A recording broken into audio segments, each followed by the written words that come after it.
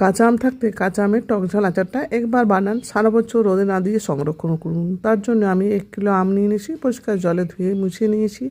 তারপর আমি এগুলো খোসা সমেত কেটে নিয়েছি ছোট ছোট পিস করে। সব আমগুলো কাটা হয়ে গেলে আর জলে দেবো না, 2 চামচ নুন একটু হলুদ দিয়ে মাখিয়ে ভালো করে 4 থেকে 5 ঘন্টা ঢেকে রেখে দেবো। এতে আমের জলটা বেরিয়ে আসবে। 4 থেকে 5 ঘন্টা আমটা নুন মাখিয়ে রাখার পর আমটা অনেকটা জল বেরিয়ে আসবে। জল ঝরিয়ে শুকিয়ে নেবো 3 থেকে 4 ঘন্টা। আমটা শুকনো হলে আচারটা তৈরি করার জন্য মশলা রেডি করে নেবো।